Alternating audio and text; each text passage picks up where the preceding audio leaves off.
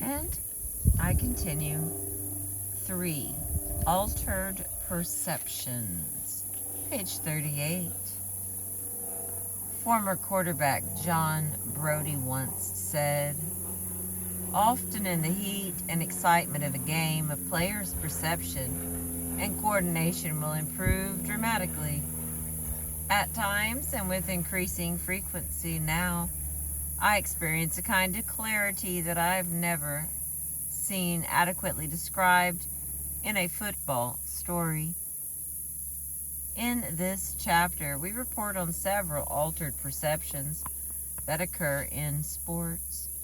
They range from subtle heightenings of alertness to alterations of time and space, to extrasensory perceptions and the apprehension of disembodied entities.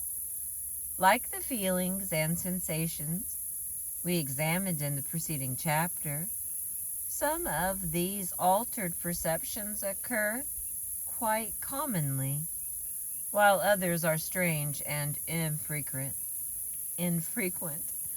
Taken together, they resemble the... Okay. Forgive me, police. Taken together, they resemble the range of altered perceptions reported in the literature of yoga and mysticism. Shifts in alertness are experienced by many athletes. These may involve a sharpening of vision or hearing, or a keener sense of interior kinesthetic.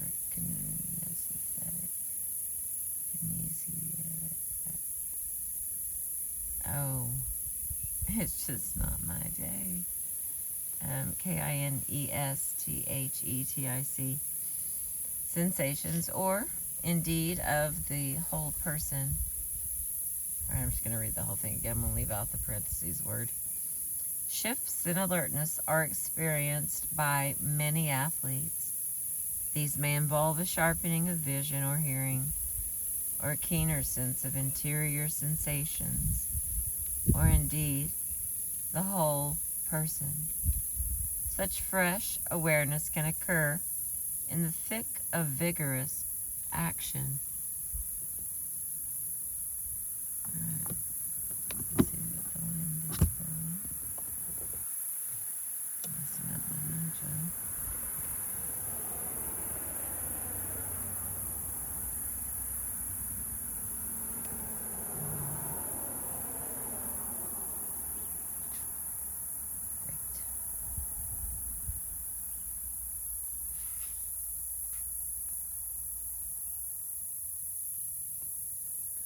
Pro football Mike Reed wrote music and played the concert piano professionally.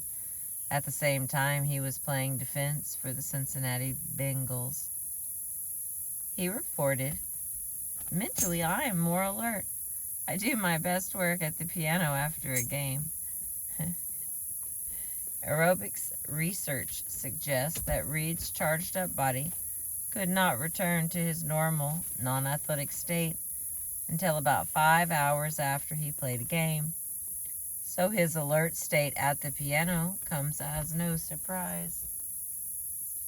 Senator William Proxmire finds that merely walking can bring the senses out of their normal days. Here's what he says.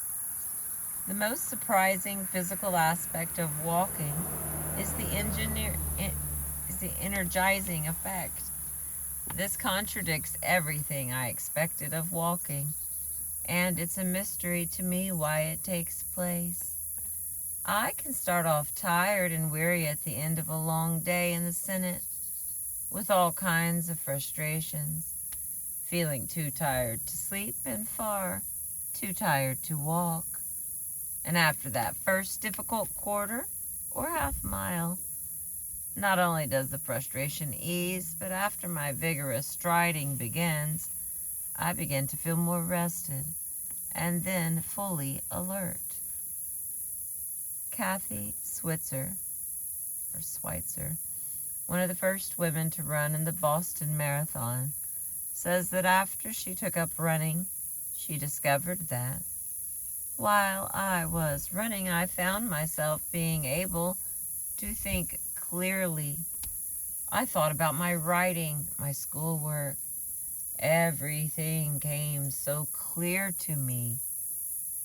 She also discovered that it made her more sensuous. When I'm training, I'm more physically sensitive to food, to weather, to touch, everything. I also become more mentally sensitive to social problems, the ills of the world, and so on. When I am not in training, I'm more lethargic and apathetic. Everything I see and feel is more extreme when I'm in training. If I'm happy, I'm happier. If I'm sad, I'm sadder. If I'm emotional, I'm more emotional. I once ran 31 miles, and after that, there was nothing in the world I thought I couldn't do. Descriptions like this have been given by many joggers and runners. In fact, the clarity that Kathy Schweitzer describes is one of the reasons for the great popularity of the sport. This phenomenon has been confirmed by systematic research. Dorothy V. Harris, director of the Center for Women in Sport at Pennsylvania State University, finds mental alertness and clarity associated with all sports. In a systematic study, she found that after vigorous exertion, most people are more alert. They can think more clearly and are more effective mentally. As a result of this heightened sensitivity, sport participants often report more sharply etched and vivid perceptions.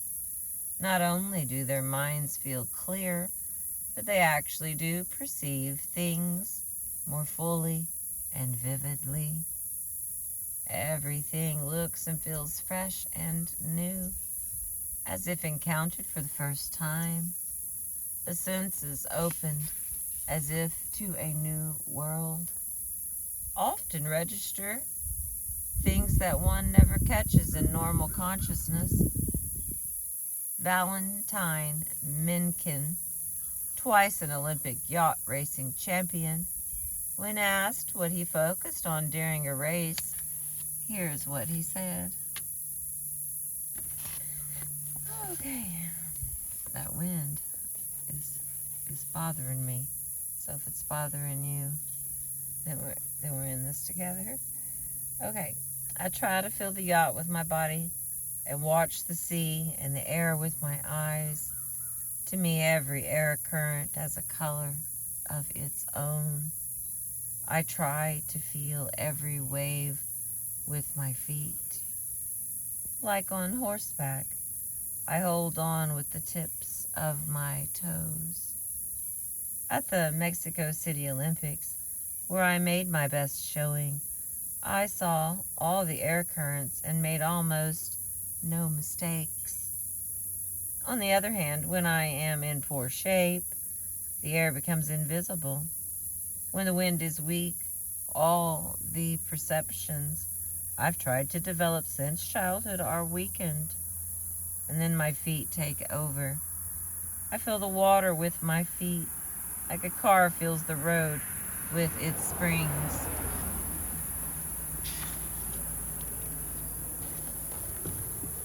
Alright, in the next part here, continuing on the same topic. Altered perceptions.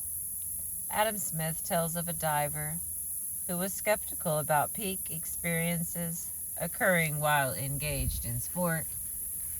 Then one day, in just 30 feet of water, something happened. And he said that suddenly he felt absolutely at one with the ocean. And he could hear grains of sand on the bottom. and he spent almost an hour listening to the grains of sand. And his life has been changed ever since. Athletes have exceptionally vivid memories of these moments of heightened sensory involvement. As pitcher Whitney Ford writes, "You know the way Jack Nicklaus can remember every shot he took in a golf tournament? Well, I think I could tell you just about every pitch I threw in those 3,170 innings. And Mickey Mantle could tell you just about every pitch that was thrown to him." Most guys have this total recall about the things they saw or did in ball games. A horsewoman, Mary Lindsay Dickinson, wrote One of Us, White, about 2 outstanding rides that she had. Don't know why we started anyway. Writing makes you godlike and takes you beyond the limitations of the human body, especially jumping fences so high and solid you can't see over or through them. So, one show in Houston, Texas, the other in Ruleville, Mississippi, both the same. The course calls for a preliminary circle before the first fence. As I made the circle before we even took off, I knew, and I'm sure the horse did too, that this was special. Every step took a long time. The fences were just at the right place. The horse jumped like a stag, and I was in ecstasy.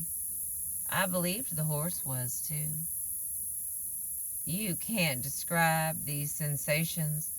All I know is this suprastate was clearly visible because both times total strangers sought me out to tell me they'd never seen anything like it. And 10 years later, my parents and I were talking about my show career, and I said, "I've never talked about this before, but 2 rounds were special." My mom said with no hesitation, "Yes, that time in Houston," and my dad said, "And Ruleville too." I know that for those few moments what we did was sublime, and if Michelangelo had seen it, he would have tipped his hat. The obvious explanation for the vividness of Mary Lindsay Dickinson's memory is that it involved 2 outstanding events in her athletic career. It is to be expected that hitting a timely home run, or winning one's first major tournament, or running one's first marathon would certainly be memorable events. But what about the claims of Mickey Mantle and Jack Nicklaus? Presumably, they remember the major portion of all the events in which they participated. This amounts to almost total recall for specific areas of their lives, whereas presumably in other areas they remember only the high spots. It appears that their experiences were memorable because of the unusual state they were in, a state of mind that apparently contributed to their exceptional frame of mind much of the time. Does their exceptional state of mind determine both the quality of the performance and the vividness of the recollection of it, not the other way around, as is usually assumed?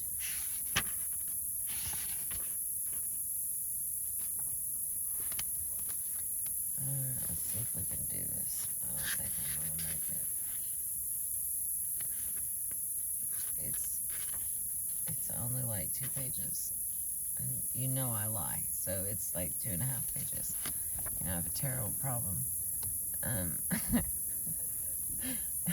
Rounding up and rounding down, we'll go with that. Okay, altered perceptions of size and field, page 41. A number of changes in spatial perception are experienced in sport. These changes are not common but seem to occur at peak moments when the athlete is in a state which differs from his or her more routine state of consciousness. Some athletes report being able to perceive many more details than is customary for them, and the details stand out much more sharply than usual. St. Louis slugger Stan Musial, Musial, Musial, he told him, told St. Louis slugger Stan Musial told Roger Kahn that he didn't guess what a pitch would be. He knew. Musial added, I can always tell, as long as I am concentrating. He went on to tell Kahn, I picked the ball up right away, he said. Know what I mean? I see it as soon as it leaves the pitcher's hand. That's when I gotta concentrate real hard. If I do, I can tell what the pitch is gonna be. When can you tell? When it's about halfway to home plate. I can tell by the speed. Every pitcher has a set of speeds. I mean, the curve goes one speed and the slider goes at something else. Well, if I concentrate real good, I can pick up the speed of the ball about the first 30 feet it travels. I know the pitcher, and I know his speeds.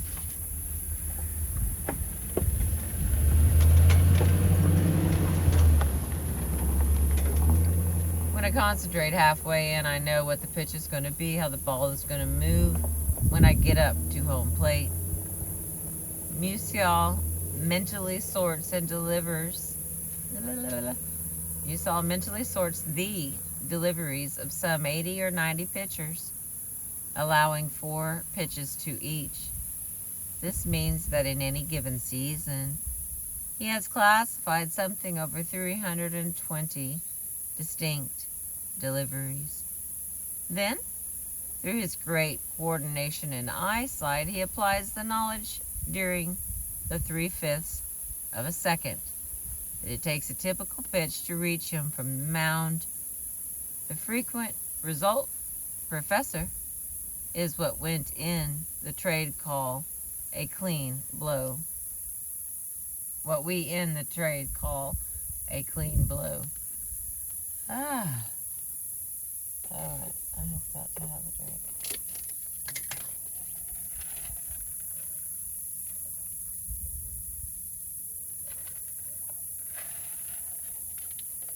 Alright. Perhaps as Musial feels, concentration is the crucial thing. There is no doubt that it is important, but there may be other factors involved.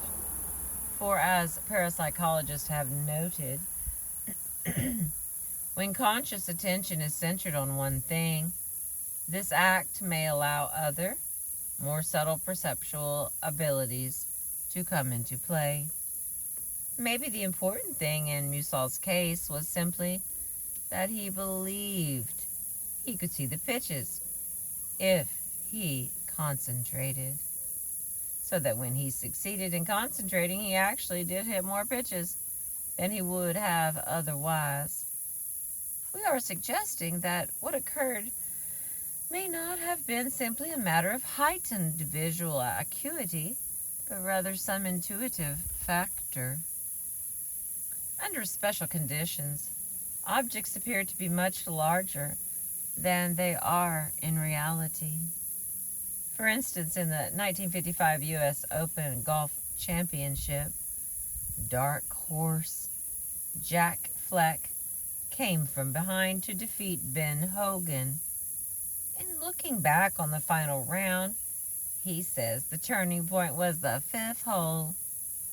After I had made 4 pars, I can't exactly describe it, but as I looked at the putt, the hole looked as big as a wash tub. I suddenly became convinced I could not miss. All I tried to do was keep the sensation by not questioning it. Other players report similar experiences. Baseball players talk about how large the ball is when they're at bat, and basketball players see the hoop getting bigger and bigger. Some athletes can perceive an entire field, including all the players. Newspaperman Chris Linden wrote of Bobby Orr, "He sees all the action on the ice and knows where everyone is going to be moments before they get there. He thinks of passes that occur to nobody else." Like Bob Cousy, Cousy, in his early days with the basketball Celtics, he hit open men who didn't realize they were open and were not ready to receive a pass. It's funny, out of all the football things, that's the one I remember the most in general, is when, they didn't see it coming. Okay, soccer's Pele had a similar gift. Intuitively, at any instant, he seemed to know the position of all the other players on the field and to sense just what each man was going to do next.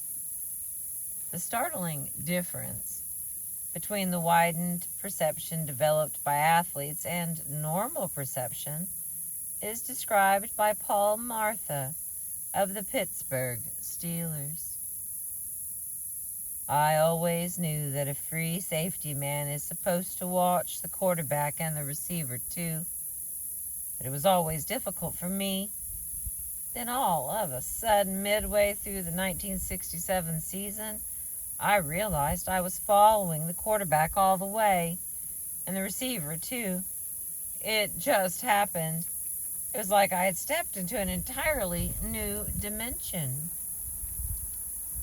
Although the ability to be aware of the entire field and all the players on it is partly a matter of alertness and concentration, peripheral vision also plays a large role. Bob Cousy was noted for this ability. According to John Devaney, as Cousy drove toward the foul line, his astonishing wide-angle vision would allow him to see Oftring and Kaftan on either side of him. If an opponent moved toward Cousy, zip went a pass to whoever was free. And just like that, Holy Cross had scored again. Cousy himself admits that he has unusual peripheral vision. "I can see more than most people out of the corners of my eyes. I don't have to turn my head to find out what's going on at either side. It sometimes appears that I'm throwing the ball without looking.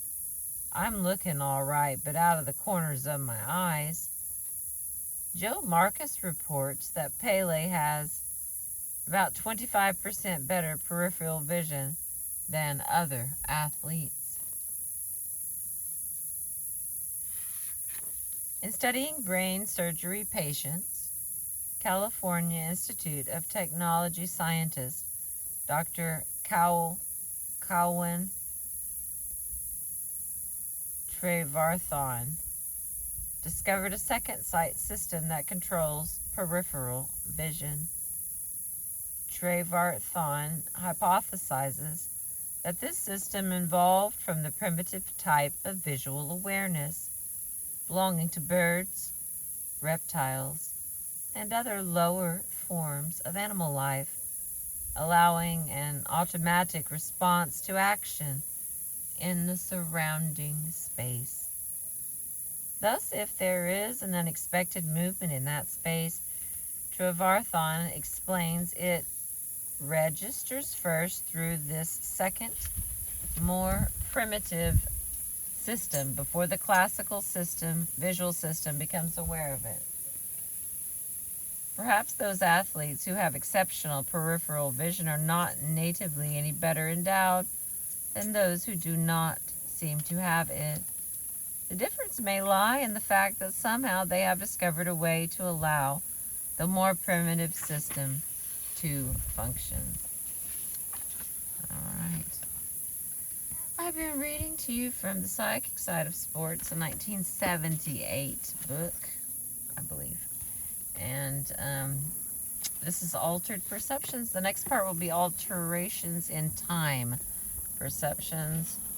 This one's not too long, but the next little section will be extrasensory perception. And it's this person's definition, and that one's like a bunch of pages. Out-of-body experiences, awareness of the other. And then we're done. So, woohoo!